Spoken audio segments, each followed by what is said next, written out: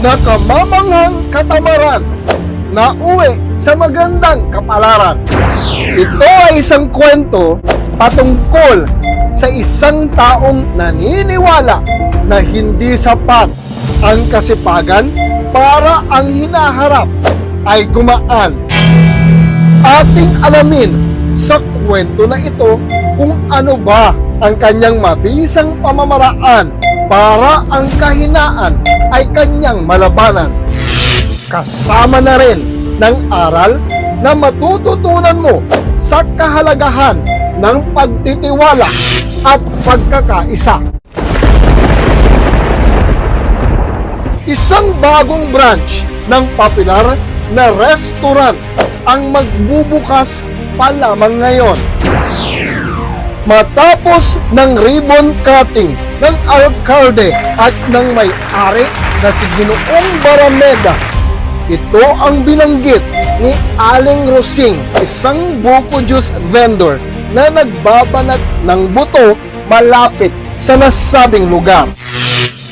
Siguro ay napakasipag ng taong yan. Akalain mo, 10 branch ng restaurant kaya niyang pagsabay-sabayin na palaguin at i-manage.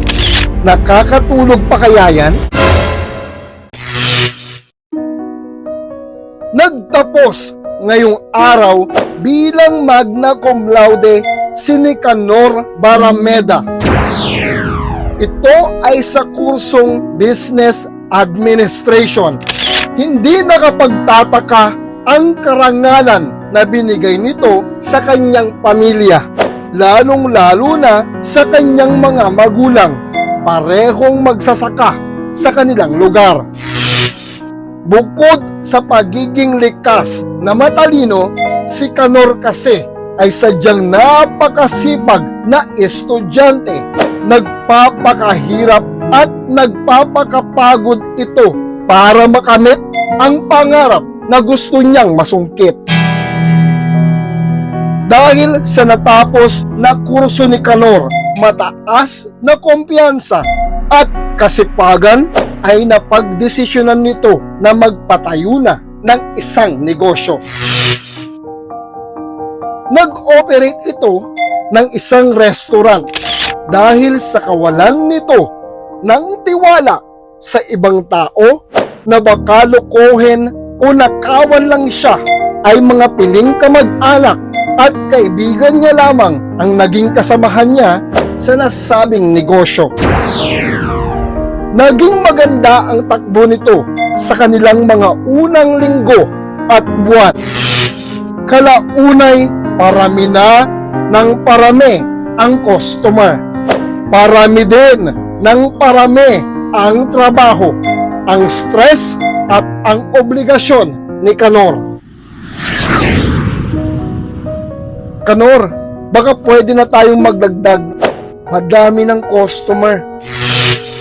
Wika ni Ador, matalik na kaibigan ni Canor.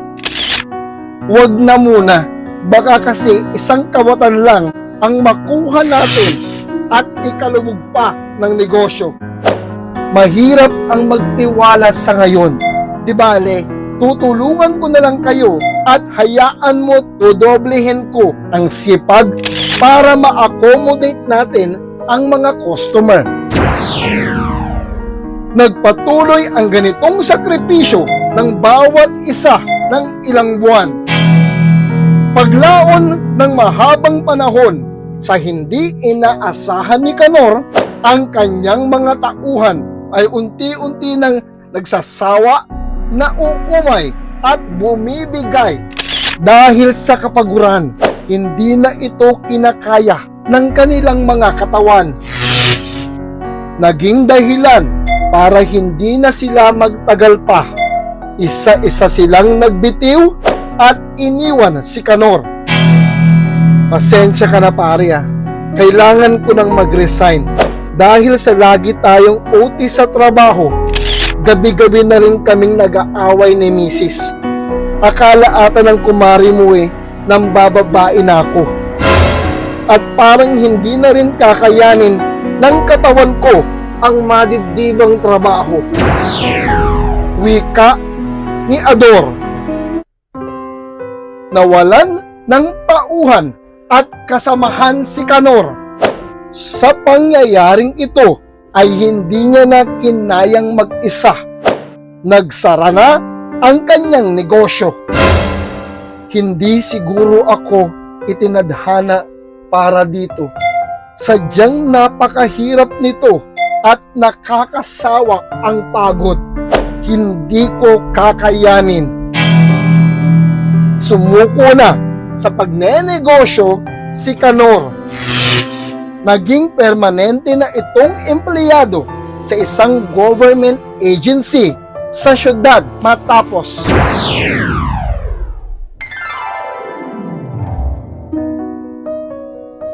Ladies and gentlemen, the CEO and founder of Barameda Foods Corporation, Mr. Eddie Barameda. Maraming salamat po sa inyong lahat, lalong-lalo na sa bawat empleyado ng Barameda Group.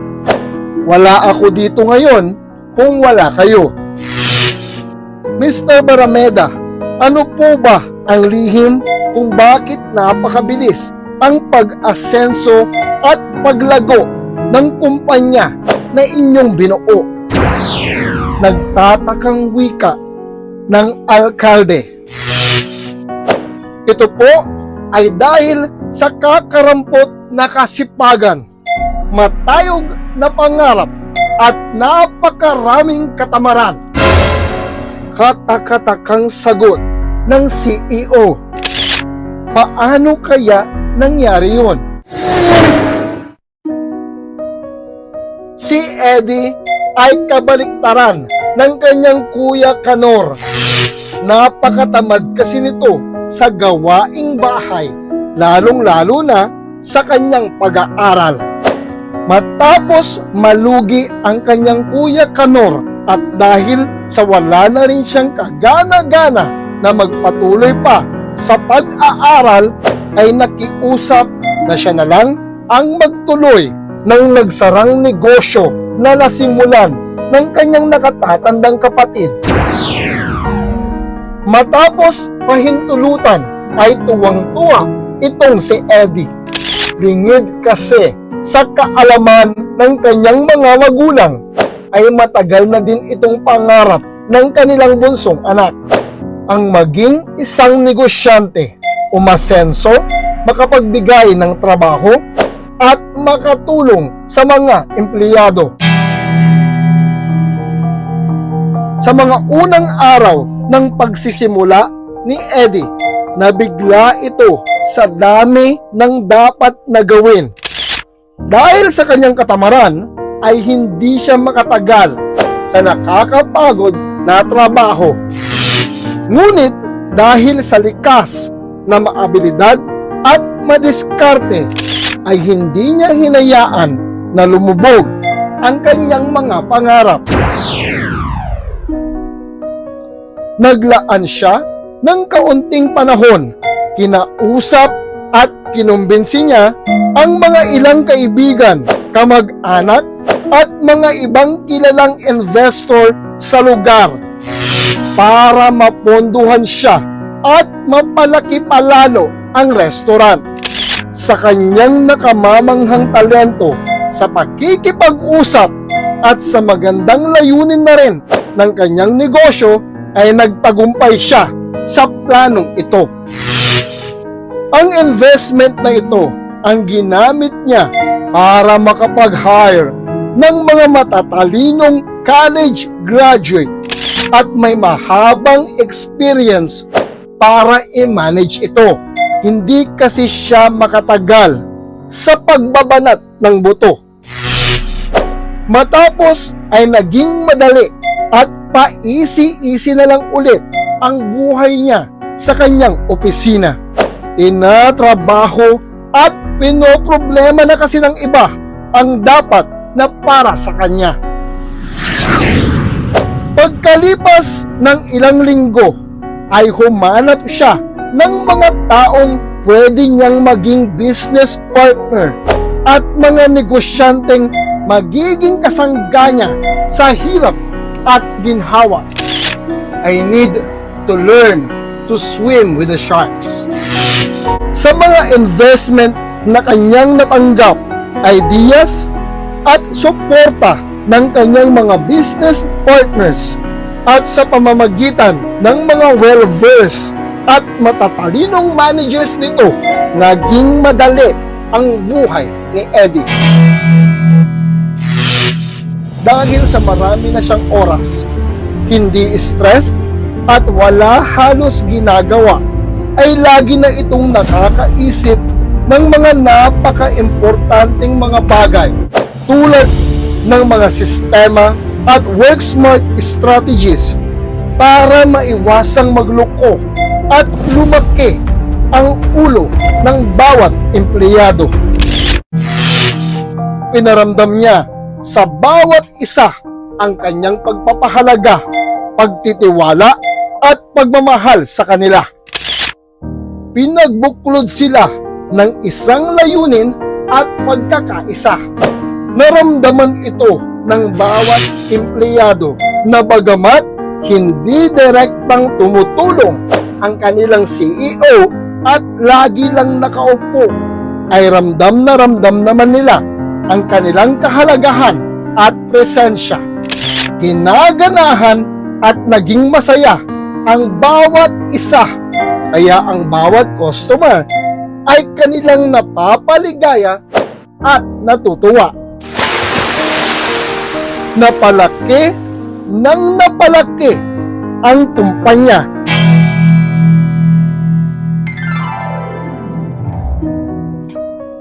Salamat sa aking katamaran. Dahil dito ay nakakaisip ako ng mga bagay na magpapagaan kapag napakabigat na ng sitwasyon. Napapadali ko ang aking buhay kapag ako ay nahihirapan. At higit sa lahat, nakakahanap ako ng solusyon sa bawat problema at konsumisyon. Remember, do not be the jack of all trade with major of none. Be the person that is master of one. And now, I am a master of one, and I practice efficiency 1,000 times. Because efficiency is intelligent laziness.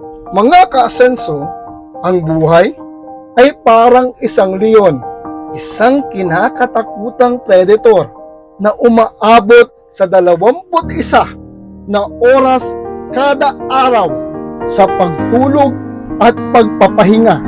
And yet, considered as king of the jungle, hindi ibig sabihin na lagi kang nagpapagod at abala ay may productivity na naaasahan.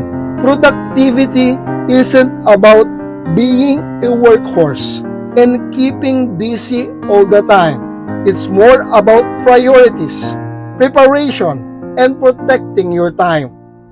Remember, you can work hard, but if you don't work smart, you will work for the rest of your life. Sana'y nagustuhan nyo ang ating kwento. Hiling ko ang iyong pag-subscribe para hindi ako tamarin at tuloy-tuloy na ma-inspire. Muli, ito ang iyong kasenso, Glenn Tenorio. Maraming salamat po.